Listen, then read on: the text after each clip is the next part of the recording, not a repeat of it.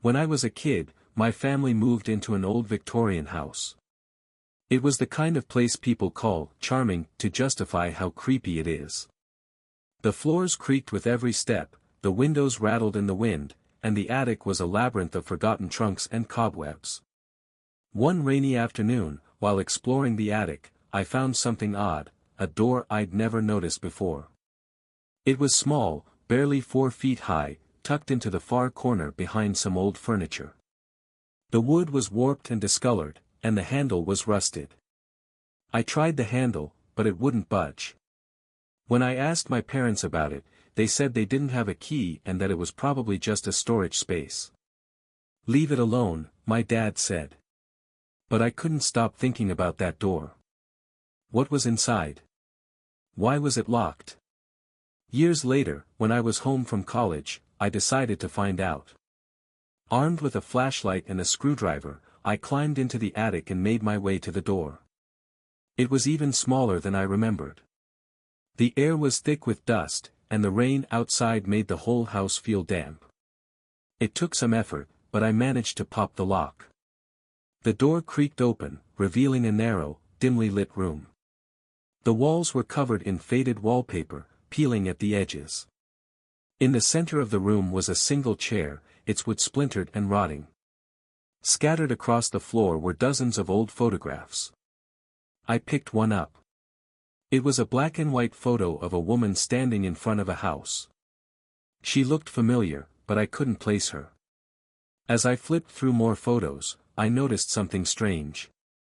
In every picture, there was a figure in the background, a man dressed in dark clothes, his face obscured by shadows.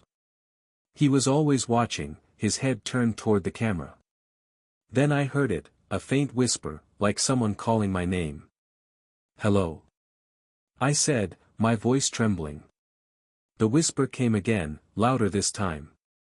I spun around, shining my flashlight into the corners of the room. There was no one there. Suddenly, the door slammed shut behind me.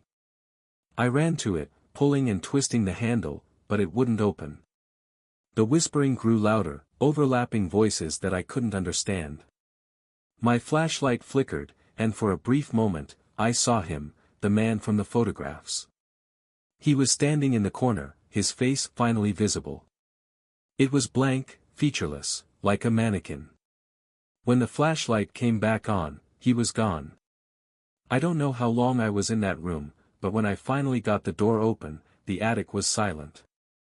I grabbed the photos and ran downstairs. My parents didn't believe me when I told them what happened.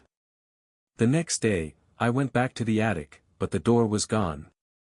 The wall where it had been was smooth, as if the door had never existed. I still have the photographs. And sometimes, late at night, I think I hear faint whispers coming from the attic. It was supposed to be a quick drive. I was heading back from a friend's cabin late at night, taking a route I'd driven dozens of times before. The forested highway was empty except for me and the occasional deer crossing. About halfway through the drive, my GPS glitched, recalibrating itself. "Recalculating," the voice said. Then it rerouted me onto a smaller road I didn't recognize. I was tired and figured it was just a shortcut I hadn't noticed before. The road was narrow, flanked by tall trees that seemed to close in the further I drove. I kept waiting to hit a main road or see a familiar landmark, but nothing looked right. Then I saw the first car. It was an old sedan, parked on the side of the road with its hazard lights blinking. As I passed, I noticed the driver's side door was open, but there was no one inside. A few minutes later, I saw another car. This one was a rusted pickup truck, also abandoned, with its front end smashed into a tree. By the third car, I knew something was wrong. They were all empty, all damaged in some way, like they'd been in accidents. But there were no people, no signs of life. My GPS had stopped working entirely, and when I tried my phone, I had no signal. I kept driving, heart pounding, until I saw it, a figure standing in the middle of the road. It was a man, or at least it looked like one, dressed in dark clothes. He didn't move as I approached, just stood there, staring at me. I slowed down, debating whether to stop or swerve around him. Before I could decide, he started walking toward my car, his movements jerky, almost mechanical. I panicked, slammed on the gas, and swerved around him. In my rearview mirror, I saw him turn and begin running after me. The road seemed endless. No matter how far I drove, I couldn't find an exit or a turnoff. The trees got thicker, the darkness deeper. Then my headlights flickered, and the car stalled. I don't remember much after that. The next thing I knew, I woke up in my car on the side of the highway I'd been driving on originally. The sun was rising, and there was no sign of the strange road or the man. When I checked my GPS history, there was no record of the detour. It was as if the road had never existed. When I first moved into my tiny studio apartment, I thought the worst thing about it would be the leaky faucet or the sketchy neighborhood. Turns out, I was way off. About a week in, I started hearing noises at night, soft thumps and scratching. At first, I convinced myself it was just old pipes or maybe rats in the walls. But the noises didn't stay soft for long. They got louder, more deliberate. Some nights, I could swear I heard faint whispering. One night, after a long day at work, I was lying in bed when I heard the sound again, coming from the vent above me. It was rhythmic, like something was brushing against the metal.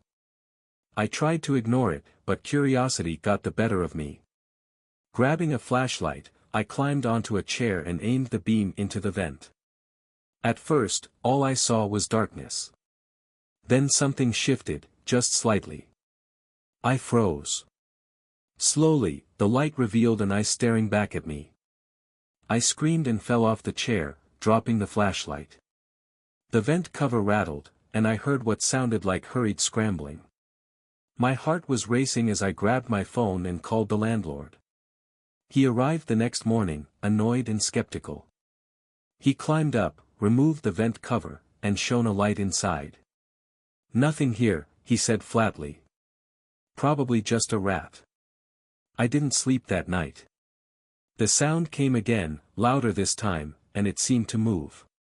It wasn't just in the vent above me, it was coming from the walls, the ceiling, even the small vent in the bathroom. By the third night, I was too terrified to stay in the apartment, but I didn't have anywhere else to go. I barricaded myself in my room with a kitchen knife and kept all the lights on. Around 3 a.m., I heard the sound again, closer, more deliberate. Then I saw it. The vent cover in the corner of the room began to shift. It moved slowly, as though someone, or something, was being careful not to make too much noise.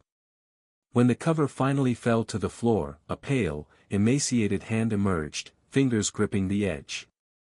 I screamed, and the hand disappeared as quickly as it had appeared. But it wasn't gone. I heard it retreating into the walls, moving fast, like an animal scurrying away. The next morning, I packed up and left. I didn't care about breaking the lease or losing my deposit. I told the landlord what happened, but he just shrugged and said no one else had complained. A few weeks later, I saw a news report about a man who had been living in the vents of the building. He was caught after breaking into someone else's apartment. Apparently, he'd been there for months, using the ductwork to move between units. I still can't shake the feeling that I was being watched that entire time. Growing up in the Midwest, I was used to cornfields. They surrounded our house, stretching as far as the eye could see. As kids, my siblings and I would play hide-and-seek between the tall stalks. During the day, the cornfield felt alive, buzzing with insects and the rustling of leaves in the wind. But at night, it became something else entirely, an endless, shadowy maze. One summer night, when I was about 12, my parents went out, leaving me in charge of my younger brother, Tommy. He was 8, full of energy, and constantly testing my patience. After dinner, he begged me to let him go outside to play. I was tired and wanted to watch TV, but he wouldn't stop pestering me. Finally, I relented. "Fine," I said, "but stay close to the house." We ran around the yard under the light of a full moon, playing tag and laughing. the air was warm, and fireflies flickered in the darkness. It felt safe, until Tommy darted toward the cornfield. "Stay out of there!" I yelled. He stopped at the edge, looking back at me with a mischievous grin. "You can't catch me." Before I could stop him, he disappeared into the tall stalks. I groaned and followed, calling his name. The cornfield was dense, the stalks towering over me. They rustled softly in the breeze, creating an eerie soundtrack to my search. "Tommy!" I shouted. "Come back!" There was no answer, just the sound of my own footsteps crunching on the dry soil. Then I heard it, a low, guttural laugh. It wasn't Tommy. It didn't even sound human. I froze, my heart hammering in my chest. The laugh came again, closer this time. "Tommy?" I whispered. Suddenly, I heard him scream. It was a high-pitched, terrified sound that made my blood run cold. I ran toward it, pushing through the stalks until I stumbled into a small clearing. Tommy was standing in the middle, frozen in place. His face was pale, and his eyes were wide with fear. "Tommy, what's wrong?" I asked, rushing to his side. He didn't answer. He just pointed. I turned and saw it, a figure standing about 20 feet away, partially hidden by the corn. It was tall, impossibly tall, with long, spindly limbs that seemed to sway slightly, as if it were part of the field itself. Its head was smooth and featureless, but I could feel it watching us. "Run," I whispered, grabbing Tommy's hand. We bolted, crashing through the corn. The stalk scratched at my arms and face, but I didn't care. All I could think about was getting out. Behind us, I heard the rustling of the stalks, faster and louder, as if something was chasing us. When we finally burst out of the field and into the yard, I slammed the back door shut and locked it. Tommy was crying, and I was shaking so hard I could barely hold the lock in place. We didn't tell our parents when they got home. I wasn't sure they would believe us. The next morning, I worked up the courage to go back into the field with my dad. We found the clearing where we'd seen the figure.